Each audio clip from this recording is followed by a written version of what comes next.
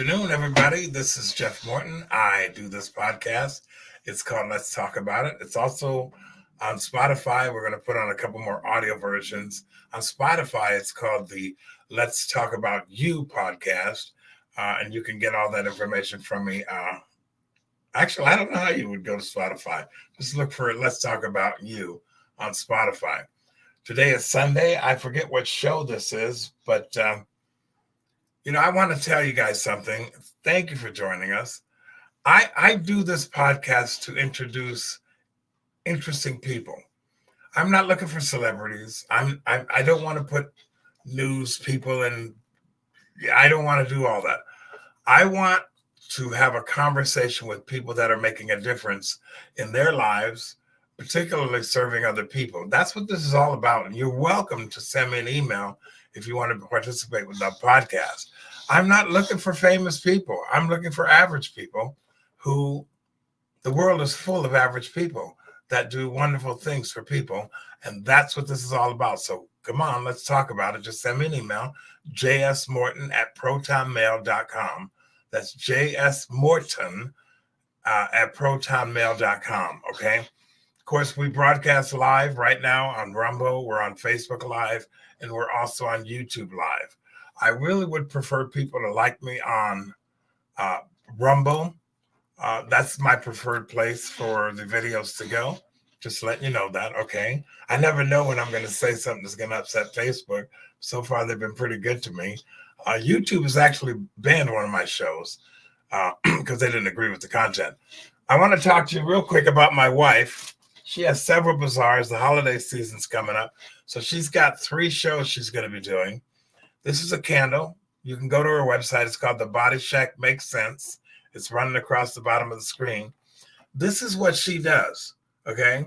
This is a handmade candle, and she hand painted it.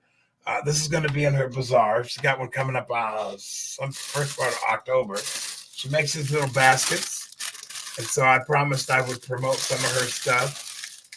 But anyway, you can go to her website. She's got a ton of stuff, and she decided she wanted to make things a little healthier. And so I encourage you to go check out her stuff. That's the bodyshackmakesense.com. She's got a ton of products on there. It blows my mind, her creativity. What she wanted to do was she started out making soaps, healthier soaps, so she wanted to make them, in her words, pretty. So she's got some pretty stuff on there for the folks who like pretty. Anyway, today I'm going to be talking to a person by the name of Bernard Castillo. Bernard, don't get tongue-tied. Dolan Castillo. Now, I met this person at Ignite You. This is a network group that I frequent for my company, the company I work for.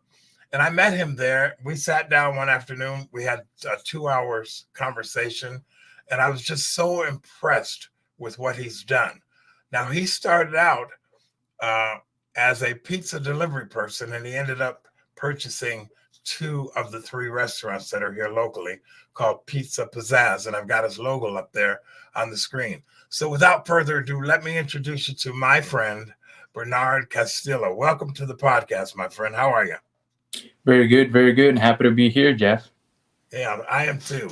Now, when I was sitting across the table from you that afternoon, I kept hearing this type A personality, someone who just didn't allow things to stop him from being successful. And the more I talked to you, the more impressed I was.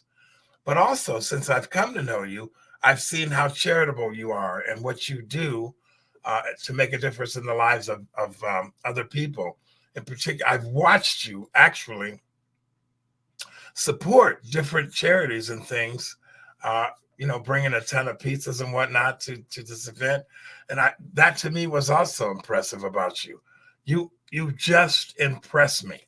But my audience doesn't know anything about you. So why don't we just do a little background on who you are, how you ended up in America. We joked earlier. I asked you, I said, what border did you come across? But actually, your dad, born and raised in Chicago. So why don't you give us a little background on who you are, Mr. Castillo? Absolutely. So yeah, my dad was born and raised over here in Chicago. My mom is from Honduras. They met down there. They they met each other. They got married. They had me. It was an amazing time. I studied over there the whole time. So yeah, Honduras is just in my heart. I love Well, it. now, how did your dad end up in Honduras? Tell us that story. Yeah, absolutely. So my grandpa, he was a investor in the stock market. He ended up going to Costa Rica. He kept investing in the stock market, invested in some local companies over there, and my dad was with him all the time in Costa Rica, and he decided he didn't wanted to be no longer in Costa Rica, so he started traveling. And I believe the second spot he went was Honduras, where he met my mom, and he was in love with the place, in love with her, and he stayed there for a few years.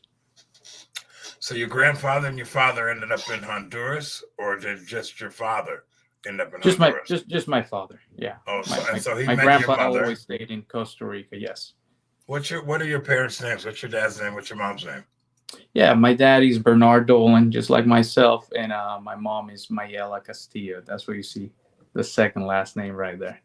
Okay, so I want to pay respect to those folks. I don't have my parents; are gone now. Now, when did you come? I mean, when did you come to America? How long has it been since you? I mean, obviously you've gone back and forth, but when did you come here and settle down? Absolutely. We arrived here, uh, I believe, was April 22nd, April 23rd of 2018. Yeah, Right before COVID. Or- right before COVID. Yeah, yeah. I believe COVID started what 2020. Yeah, yeah. right around there. Yeah. So you come to America. You did you? I mean, give me the history. Your wife, your daughter. I mean, what happened? Absolutely. My wife was she was born here in California. She spent all her childhood and uh, she spent all her time after she was born in Honduras. We met down there. She decided to come over here to the U.S. I was in love with her, so I couldn't let her come by herself. So I decided to just hop on a plane and arrive here. I actually landed over there in LAX. Um, we were there. We came to this country with nothing in the pocket, man, just like $300. Went as fast as that. Yeah, Now I've got a picture of Elena up on the screen here, and yeah, you guys ended up. You came to the United States of America. You had your daughter, correct. and how old is your daughter now? She's 5, about to be 6. And what's her name? Alessia. Alessia. And so you got. I mean, look at you. You end up buying the restaurants. You do all this activity. This is you are what I classify as an A personality. I mean, maybe the folks out here in the audience don't really know what that means, but I saw. And Matt, can I ask how old are you? You're what, in your 30s? No, No, I'm only you 26. that's right. That's right. That was Yeah, the other thing. I was sitting. I got to tell you, man, the whole time that I sat across from you in that restaurant over there, I was impressed. Every time you spoke anything, I was like, "This is a family man. He loves his wife. Um, he cares about his employees. He cares about other people." You just were very impressive to me. And as an entrepreneur, that even more so was impressive. But anyway, you end up your first job when you came to. Where did you go when you got here to the United States? so when we first landed, we were in San Bernardino, California. We were over there for not even a month. Then we moved to San Diego. With Then after San Diego, we moved to Las Vegas. We were there maybe 2 months, 3 months. I can't recall. And my wife told me, "Hey, you know what? I heard good things about Washington State. We're going there." And I'm like, "Cool, let's do it."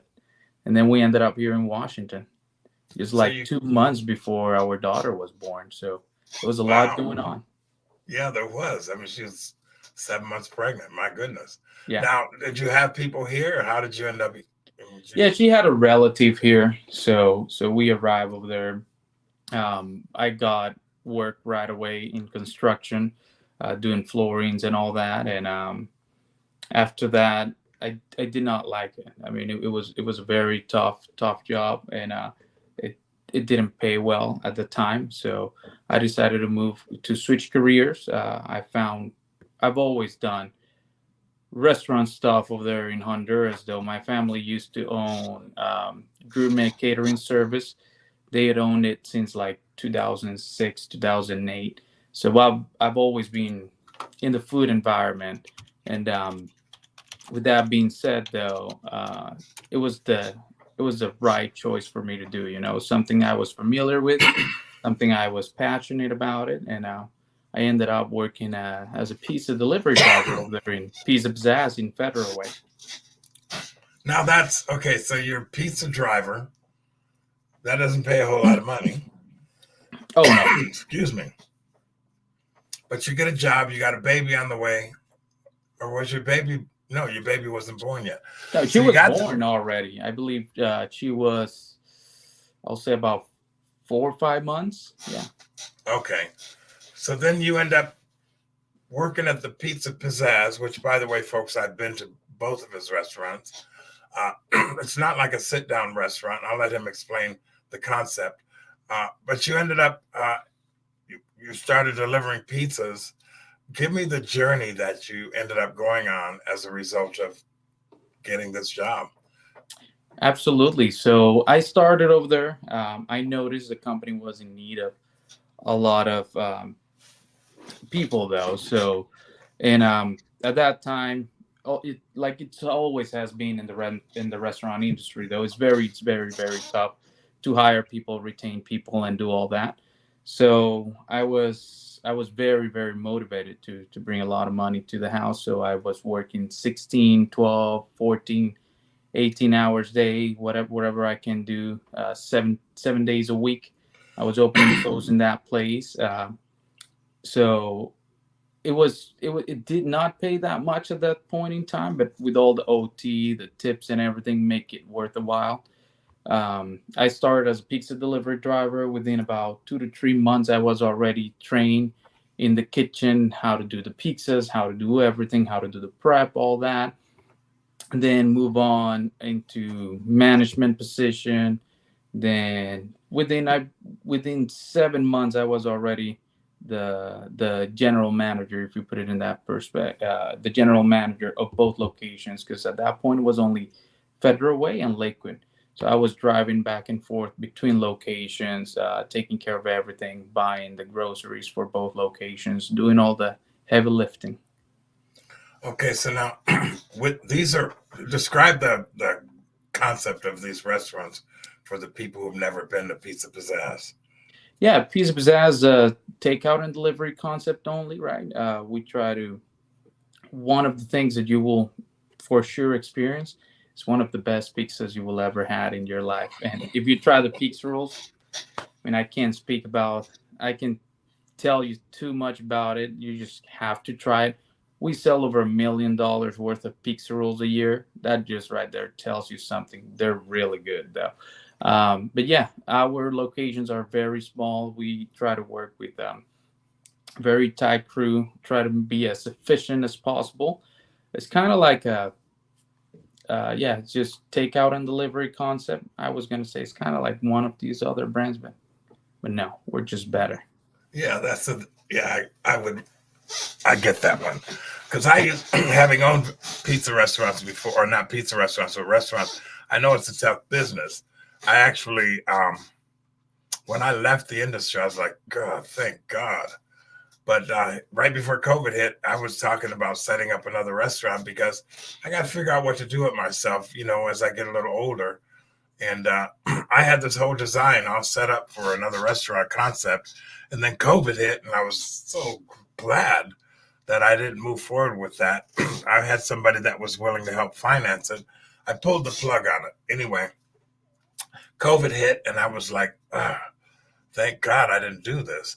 And the only reason I didn't do it is because I couldn't find the location. But anyway, you survived COVID with these restaurants. Now, when did you take ownership? And we'll talk a little bit about that as well. Yeah. So COVID, we actually thrived during COVID. Though I was still the manager, at that time. What happened is that, well, every other place was closing down. We had no sit down areas though, so we were actually, our setup was the successful setup to go through that phase in time though. Just takeout and delivery. We did curbside pickups, and we did deliveries, and that's the only thing that was working at that time. The rents were not crushing us because since we have very small spaces, unlike the places that have sit down and deliver that they're paying a 15, 10, $12,000 a month rent. Um, and they have not possibility of sit down people over there. They were having a really really tough time, and I saw a lot of businesses close during that time. But our concept was already designed and ready to rock and roll during COVID. So actually, we saw an increase in sales during that time, though. Wow, I've heard that from a couple of restaurants that only did delivery and pickup. They excelled. I mean, it makes sense. Everybody was ordering food to be delivered, or they were picking it up. Um, it's kind of ironic because that would increase your sales. So now you get through the COVID situation, and you begin to negotiate purchasing these two restaurants. Tell me how that happened. Because Absolutely. So I want to walk through the ownership part, what you're doing and how you're doing it now before I get into some of the other things that I'm going to ask you about. You ended up as a manager. How did the conversation happen about you becoming the owner, if you don't mind me asking? absolutely. Well, I had direct contact with the owner the whole time, and I just went directly to him, and I'm like, "Hey, if you ever think about selling, I'll be more than happy to buy it." And that was about it. That triggered the conversation. He reached out to me. I can recall like 3 to 4 weeks after that conversation and told me, "Hey, we are looking to sell this restaurant. Would you like to buy it?" I said, "Yeah," and the When rest is was it. that? That When did that conversation happen? that conversation happened right around April, May of 2021. Um, we ended up taking possession of the restaurant December 6th of 2021, and yeah, ever since then it has been ours. We all after once we got the location, there's a lot of things that we did though, as far as remodeling, making the social brand, and all these things. And we were able to increase sales, swap POS to have better tracking systems, um, better customer experience for the customers, for them to order online, call over the phone, et cetera, et cetera. So we ended up doubling the sales by year two, and that it was too much though. I mean, the community has been so good to us that it was actually crushing us. We were not able to handle it. We worked on a 870 square feet location I with know. 17 guys running around. I mean, you've seen our lobby. Our lobby is I very have. small. Line out the door, 20 people plus waiting. It was just time to get a different location very close to us, and that's when we decided, hey, let's open another one. We vetted a spot. We reach out to the owner directly. Never go to biz buy sales, by the way. There's multiple ways you can do and just reach out directly to the owner. They're always willing to work with you if they That's want to sell. that's And interesting that you mentioned that because I did look at that in the beginning when I was trying to get funding for what I was trying to do. And I'm glad I didn't do it. So I understand what you just said. The audience isn't going to get that. But anyway, you go to the owner. Now, pardon me, the Federal Way location was the one that you ended up working in, but you don't own that one. correct, correct. So that one he sold on February of 2021. So he sold that one first. We bought the Lakewood location, and we bought the rights, the trademark, and everything, the logo right here. And then there was only two restaurants, right? So Federal Way, Lakewood. We buy Lakewood. We were doing fantastic, so we decided it's time to expand, and then that's how we ended up buying the University Place location. One of the things that people don't realize, it's cheaper and easier to buy a restaurant than to build one out of the blue, though. So We paid I believe, a really good price for it. But not only a really good price, well, people were taking 6, 7, 9 months, a year, 2 months, a year, 3 months to open a restaurant because they were waiting for permits for this, for that. We only took 7 days, and we would have not need to close even one day. But there's something called successor liability that it's better if you just shut down for 48 hours before you opened your location. So we decided to shut down for 7 days. We closed the transaction September 25th, and we opened October the 2nd. So 7 days after we purchased it, we were already selling though, and that's huge if you put it in perspective versus other places that takes 9 months to open because they're waiting for a permit. Trust me, I understand that.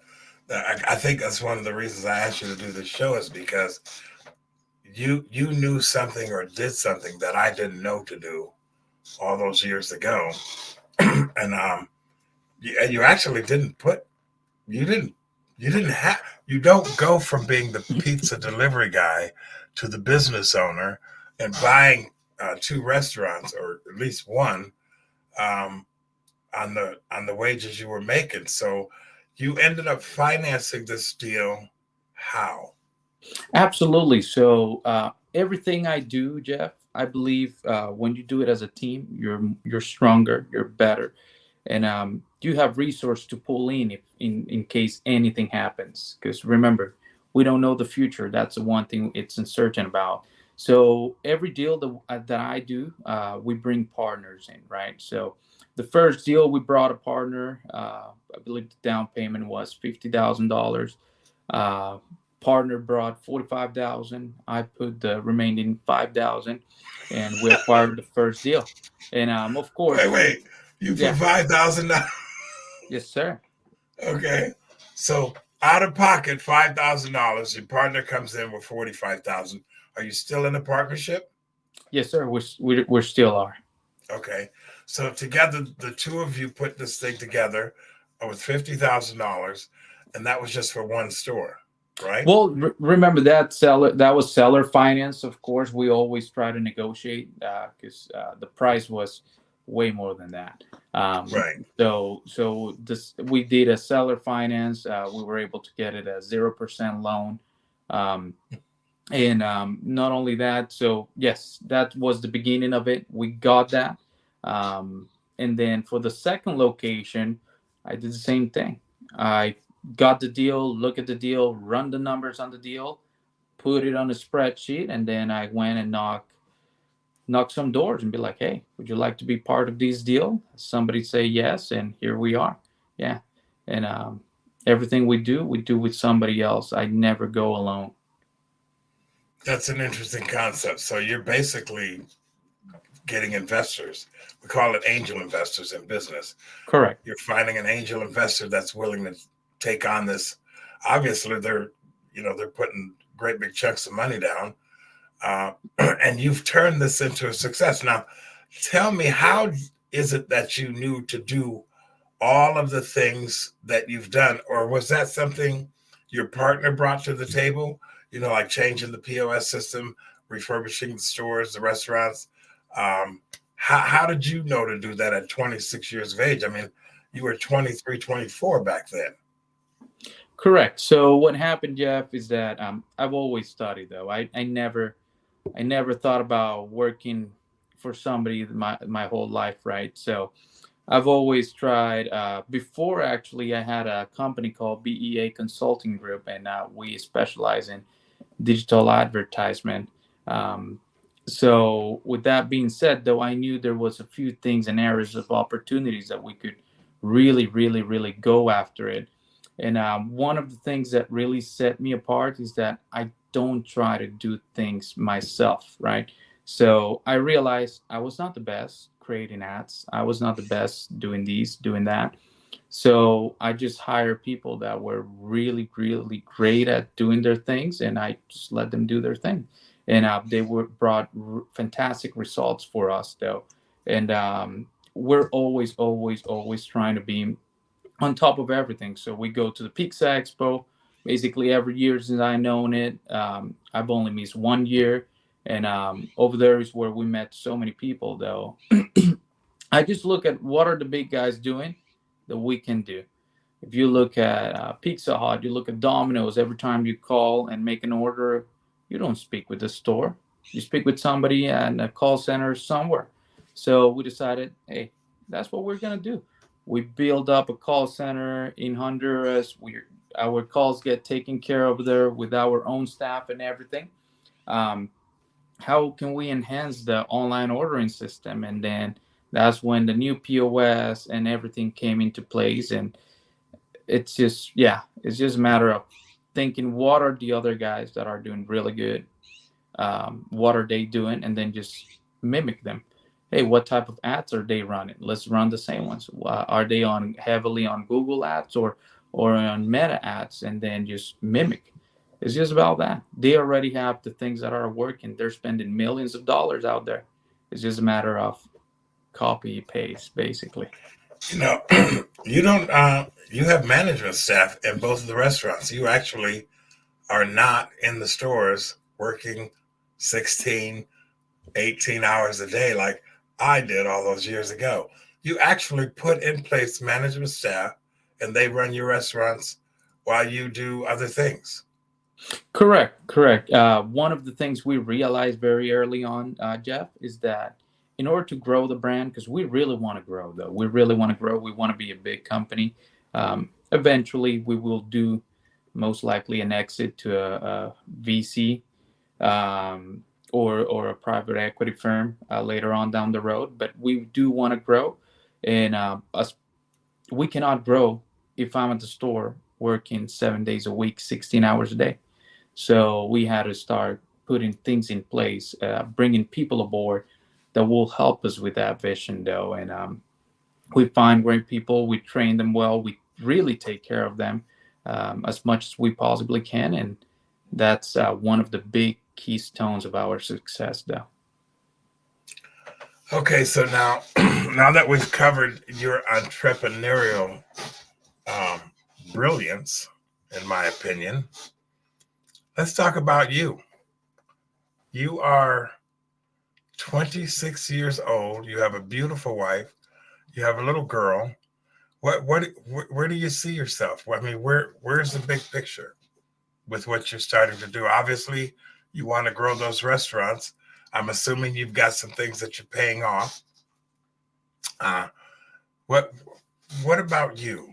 Let's talk about you because one thing that I was drawn to too is you're very generous in helping and supporting the communities. Let's talk about that. Absolutely. One of the so there's career path. Basically, there's only two things I love, and these restaurants and real estate. The double R I call them. I love those two areas though. And as far as helping the community, that's something we always loved. Me and my wife, we've been talking for the longest time about doing a charity so that we can bring back to the people in Honduras, right? Um, People don't realize, but some of those folks down there, they eat with less than $1 a day. So we're trying to put something together though that will really make sense and we could sustain for the longest time. Um, as far as a charitable organization, so we can bring food to the indigenous communities over there in Honduras though and help them out. But yeah, I how do I see myself or where do I see myself?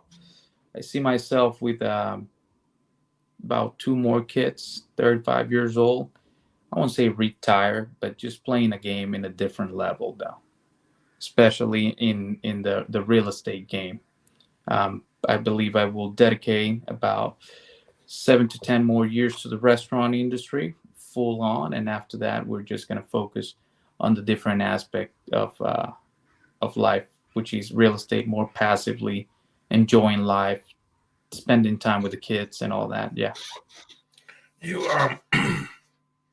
what's your turnover rate in the restaurants? Say what? What is your employee turnover rate? Oh, our turnover rate is about 7 to 8 months. Yeah, most people have like 17 days, 2 months, 3 weeks. Ours is not like that. Like I said, we really take care of people. It's And hard to it's hard to get people in the door anymore to do this work. I coming out of the restaurant business, one of the biggest problems that restaurants are having is they can't find people. yeah, You don't good have this quality problem. people, good quality people. And the hardest thing is that they have a really hard time retaining them. Sometimes they go through that door, but then they leave within a few months or a year or two for a better career though. So we just try to incentivize them right. We just started recently with a profit sharing compensation for the guys, though. So, I mean, if we do better, you guys will do better, and everybody's connected to that idea and working forward so that we can all do better as a team, though. Now, I know a little bit about Honduras, just a little bit. I know that it's not a wealthy country, Yeah. um, but also, and I think that's commendable that you're able to do that. But you've also done quite a bit here with helping different organizations and bringing truckloads of pizzas. I mean, there was one situation where you guys were running back and forth with pizzas. What that was for the boys? What was that one for? Refresh me on that one. Oh yeah. So we've done multiple things over here, though. So we try to be involved in as many things as possible in the community, right? There was an event over here done at the church we attend. Last year, we brought one of the food trucks because we used to have some. We brought one of the food trucks. We serve pizzas to the whole community for that particular event. It's called I believe it's called Oktoberfest. Very nice event. And anybody that reach out to us for some help, we are more than willing to help. There was a Christian boys like reunion that they were doing in a high school to bring people to Jesus. Though we donate the whole food for the whole event, and it was very impressive. Though I believe it was 11 kids that accepted Jesus in their heart that day. It was just impressive, and I'm super happy and proud to be part of those type of things. Though, also with football, soccer. If you're a school and you reach out to us, we're gonna go there, help you out, give you a really good rate, making sure your event is a success. If we can do, sometimes we will sponsor certain events. Sometimes we could also do um, what do you call it, a fundraiser. So basically they buy from us, you get a percentage, stuff like that. We just want to make sure the kids are taken care of because that's the future. And we really want to emphasize and help that community, be there for the community, but also be there for the kids though. That's we talked about the event that I'm planning. It's in very, very preliminary stages. But of course, I had you in mind for bringing the pizzas in, and that's something that's I'm kind of waiting. I mean, I've already got a contribution from one person to get this thing rolling, but part of me wants to kind of get through this election. So I'm really not rushing out the door to make this thing happen and to get all this stuff out there because I'm kind of concerned about how things are going to go. However, I have the same passion with the young people, and you know, I think that we're fighting a cultural thing that's causing some of our youth. Excuse me. I've talked to several people. Let me put it to you this way: I've talked to several kids, and they're growing up in this age where everything's kind of confusing, and they don't know what to do. They don't know how to talk to people. They don't know what to call people. It's it's really disturbing to me how our kids are being um, indoctrinated, so to speak. But that's another conversation. Now, on your restaurants, where are your locations? You're in Lakewood. Do you know the address is top of mind? Absolutely. So Lakewood is 12134 Pacific Highway Southwest, Lakewood, Washington, right off exit 125, Bridgeport and Pacific Way. In University Place, we're at 5510 Orchard Street West in University Place, Washington. That's between South 56th Street and Orchard Street, though, right where the Shell is, right behind the 7-Eleven. Um, and yeah, so that's our two locations. A lot of things are gonna change. We have a lot of things working that we're working on, and we're gonna add 1 to 2 locations. But we're doing that thing right after the election, just like you said. There's a lot in the game right now. Not trying to make this political or anything, but it all depends on that, though. How will the economy will go after that? I totally agree. We haven't really spent uh, any length of time talking about that, but I'm hoping to see brighter days. Let's just say that now. I'm hoping to see better days. Okay, so at 26 years of age, how many siblings do you have, if any? Siblings, I have four. Four. Four. I mean, Yeah. are any of them here locally in Washington State? No, not in Washington State. They're in Utah and Honduras. So, I mean, do you have good relationships with your families? Oh yeah. Oh yeah. And and now, what do they think of you? Because I mean, what are they doing? Are you all like this? Well, yeah, some of us, yeah, yeah, yeah. My siblings, though, they're all younger than me, so I believe none of them have even hit 18 years of age, though. Oh, so you're the Yeah. oldest. So You're yeah, yeah, yeah. So we'll have to wait. I'll say give them about 5 to 7 years. We'll know more about that. okay. All right. I didn't realize they were younger. Now, it sounds to me like your grandfather uh, had a pretty big influence on you. Was he's traveling all over the world out of Chicago? Is he still around? Is he still alive?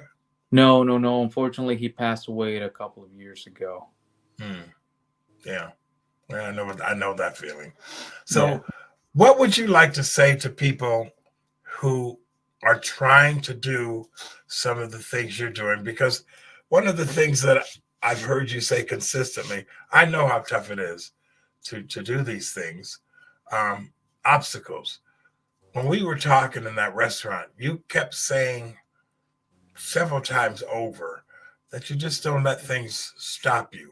Speak to that part of your personality when you want to encourage somebody else to kind of understand that, yeah, it's hard, but you don't throw in the towel. How would you, how would you, what advice would you give to a younger person or anyone trying to do what you've accomplished? Absolutely. So, I mean, it sounds, if you put it in this perspective, Jeff, everything is tough, right? And you're gonna have fear along the way all the time. You just don't have to make fear stop you, though. Let's say, for instance, when we were trying to get a house over here, right? It was just impossible. We went to mortgage and these and that. No, we cannot do it. We cannot do it. Then I decided, I talked to my wife. I saw her in the eyes and I'm like, do you really want to do this? And she said, yeah, I would love to own a house. And I'm like, okay, we're doing it. So after that, I bought a few books, especially the one that was the more impactful. I was trying to look around if I could have it right here. It was Wealth Without Cash by Pace Morby, though. And then I started looking more into it. I realized Pace was coming to Washington to do a book signing. I went over there, and then we met with Pace. I told him, Pace, I really want to do these, man. Like, I really need to do this. Can you help me out? He connected me with somebody, Kenny Courts, really nice guy. Um, and he was able to help me out. We found a deal. We closed the deal. 3 months later, we owned a house right here. I'm over here on it though. So it's just kind of like with the restaurants. It's the same thing though. There's a lot of obstacles. When we decided, I believe I came from Honduras from a trip. I was there for like 3 weeks. Uh, we landed. I was like, we have to grow. Like, there's no way around this. We have to grow. um, I sat down with my business partner and I told him, hey, we have to grow. This might take a little bit of the sales of our current store, but we need that to go away, just a tiny little bit of that. That way we can do the best service possible and treat our customers right. He was okay with it. And then boom, 3 months later, not even 3 months later, I believe I started. Yeah, yeah, yeah. Not even 3 months later, like We started July 27. I look for business, reach out to the owner.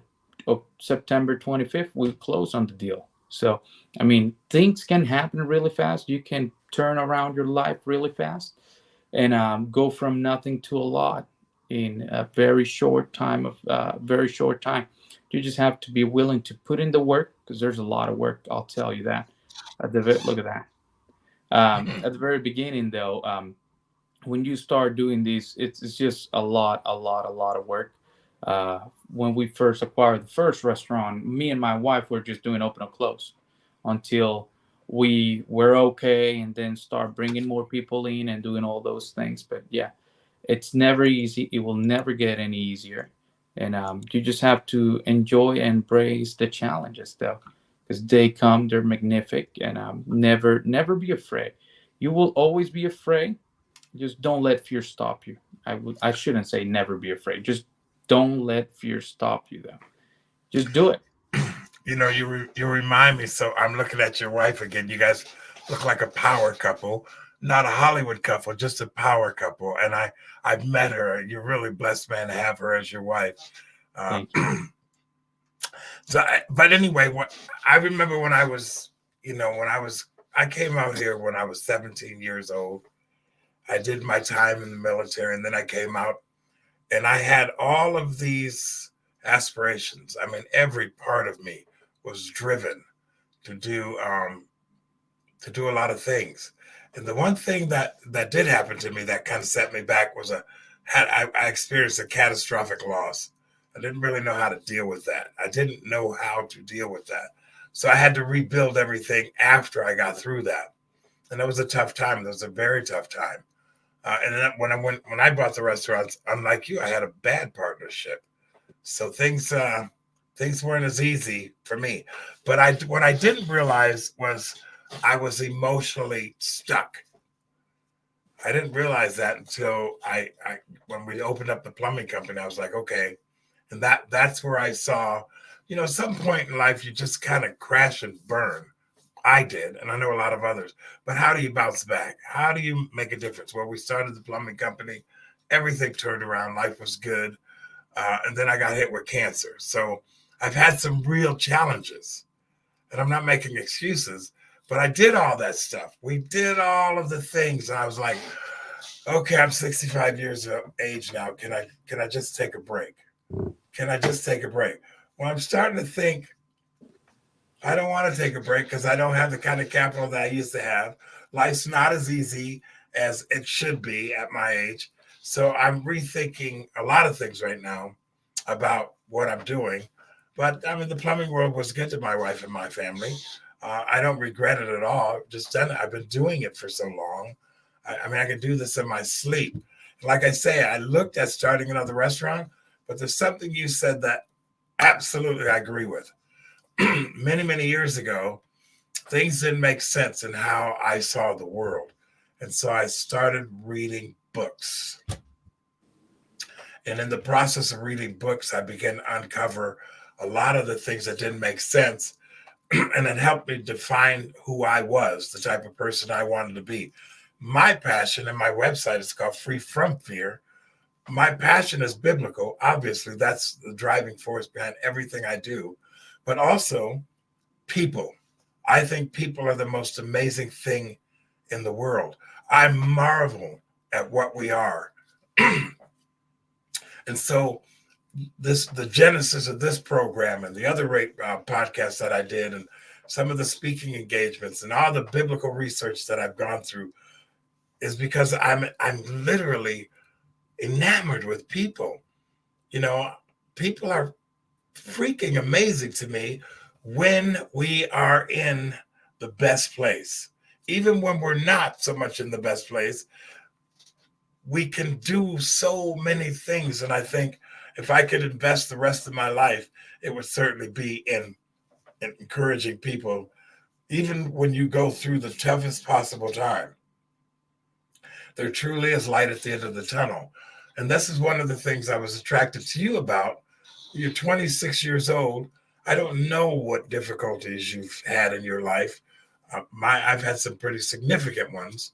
Um, but I remember at one point where I just crashed and burned. And I said to my wife and family, I will never, ever go there again. I will. My uncle Walter said to me, and he was really probably the worst person to give me this advice. He said to me, there's not one problem you have that's more important than your kids. And I never forgot that. That was kind of a turning point in how I just never forgot that. Um, and so I went, okay, let's do the plumbing company. And the plumbing company gave me back my self-esteem, gave me back my identity, gave me back my word. I realized if your word didn't mean anything, then there wasn't enough of you to go around anyway and just cause problems in people's lives. So those were some of the core things that I decided I was never going to do. And if I had to do anything, I was going to be a servant and serve people. I think that's why I've always been in the service industry. Now I'm at my age, I'm looking, well, what can I do now to really do that? That's one of the reasons I want to do the BTM conference, Boys to Men conference. It's because you got to pour into people's lives. I think when you get I'm on the other side of all of this. So I'm not trying to figure out who I am and what I got to do and all that stuff. I'm not, that's a long, long, long time ago. Now I want to take what I do know how to do and pour it into people's lives. That's one of the reasons I was attracted to you, because you are one of those people that have something to offer to the youth, to virtually anybody you come in contact with, because of your attitude about life, which I really admire. I got to tell you that. That's my spiel. Thank you, thank you. No, and to be honest with you, coming over here to the U.S. just out of the blue, though, $300 in my pocket. I mean, that doesn't take you very far. Actually, you by the second week it was all gone, and there were some really, really, really hard moments. Me and my wife had to go through though, um, but it's just everything is temporary, right? As long as you don't quit, everything will just be temporary. So we never quit. We just push through it. And just like you, I mean, you survived that terrible disease. And I know a few family members and friends that have battled with that. And as long as you guys keep fighting, don't give up, you guys will make it another day. And then everything is just going to go upwards from there, though. And but yeah, and we're here to help as many people as possible. If anybody in your audience need help, it doesn't have to be a restaurant specific though.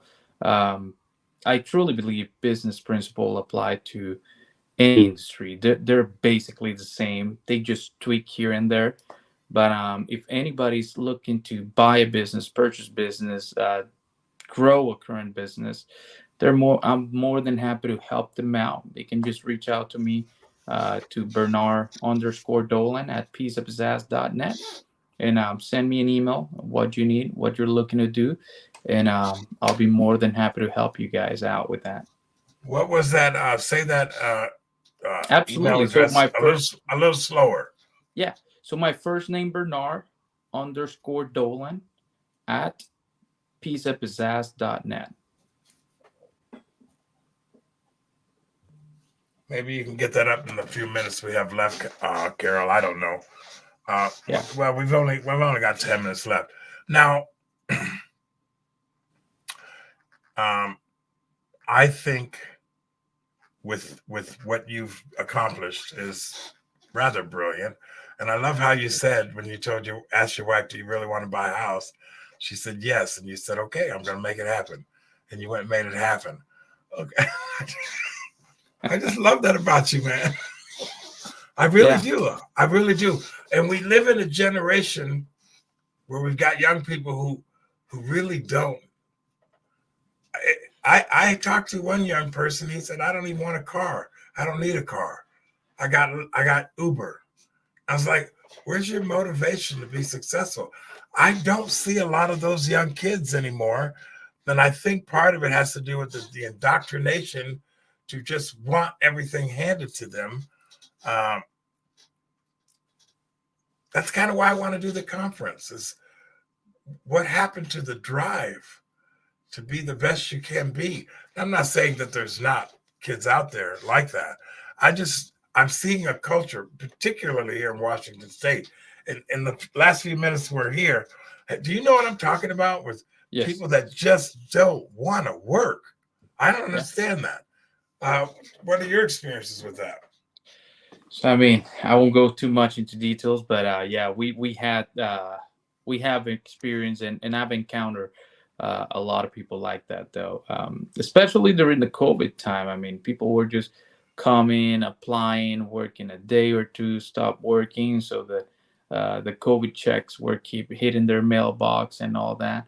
And then right after COVID, everything is just it just got very very crazy though. And but I totally get what you're saying.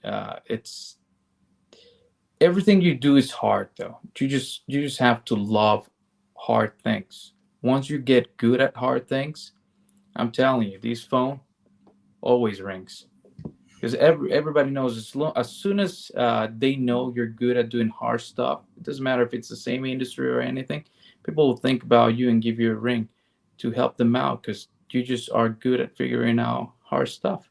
And that's one of the things I don't see stress as a bad thing. I always tell my wife, we joke around, I tell her, if I'm not stressed about something, that's not good. I need stress in my life.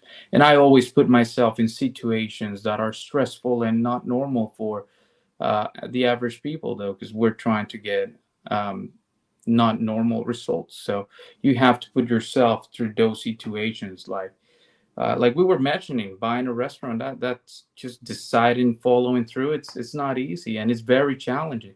Imagine if it was challenged back in the day when you were doing it. Nowadays, with technology and all these things and that, it, Right. it's even more challenging. Like buying a house, having no clue. Not even a mortgage lender will approve you for that. Now, I mean, I have offers all the time on my email. Hey, you want to buy another one? We're like, no, not right now, thank you. I'm getting a lot But of that too. I get a lot of that every day. In yeah, fact, if you listen to my recording, if you're a mortgage broker, don't call me anymore. I want to tell you though, I've got. I don't know that you can't see the comments, but this is the first show where my comment board is filled, totally filled. You've got Marlon Hernandez who says he's proud of you. My brother-in-law's sister. I'm assuming this is my brother-in-law. You got Estella Rivas. All these folks are in here listening to you discuss what you have accomplished. And I've never had, my board has never been this full with comments. So that says a lot about you as well. Even my own brother-in-law, he's in it. Wonderful. This guy's amazing. All this kind of, you can't see it, I don't think. no, I can't. Yeah. Anyway, we're going to be closing out the show. You've got 6 minutes. What would you like to say to the people listening, and also for the recordings? No, absolutely. So the one thing I could say, never give up. Never give up. Even if there's fear in your life, I mean, don't let that stop you from making the right decision, making the right call. Though, sometimes once you have the gut feeling about something and you think it's going to be a good idea, just follow through. Sometimes it will not turn the way you want it, but remember, as long as you don't give up, that's good. That's good, because if you don't give up, you will come and make it happen. And if you want to invest in a piece of pizzazz, shoot me an email. We'll discuss. We'll run through the numbers. We'll see what happened. It all depends on this election, because we're ready to rock and roll and do a third location and a really nice fancy food truck if everything goes well, though. Yeah, I certainly understand that. If everything goes well. Well, Bernard, I'm sure I'll see you in the coming days. Been a pleasure. I really, really am. You remind me many years ago. I think you got to understand. I hopped on a Greyhound bus, $63 bus ticket in 1977, and came across the country from New York. And I've been here ever since. I mean, I lived in San Diego for the first time when I was in the military, but I was not afraid to do it. I was not afraid to do it at all. I never had any fear at 17 years of age coming across the country.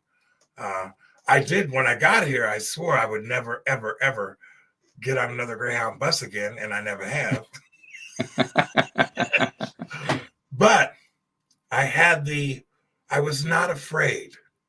I was not afraid of anything that I would have to face as a 17-year-old kid. And I've made a life here. I was just telling my kids the other day, I came out here and created 2 generations of people. So I appreciate you. I really appreciate you coming on and doing the program. And I'll see you in a few days. Really, you're very impressive to me. No, thank you, Jeff. And I'm thank glad you for I know having you. me, though. Yeah, no, this has been fun. And so the bottom line, folks, is don't be afraid. And like he mentioned, we have a savior. Put your trust in the right places. And no matter what happens, don't quit. Bernard, thank you. Appreciate you coming on the show. Next, I got to tell the audience a little bit about next week's program. We're going to be talking about the poison that's in our food. And we're going to go all the way back to about 1930 to tell you how all that happened. It's going to be an interesting show. I'm going to have a young man named TJ on the program next week. And we're going to talk about what you're eating and how some of it is killing us. And it's been going on for 85 years or more through an industry called the Food and Drug Administration. So that's going to be a lively show. Anyway, Bernard, thank you. This is the end of our program today, folks. God bless you all, and we'll see you all next week. Have a good afternoon. Thank you for having us. Bye.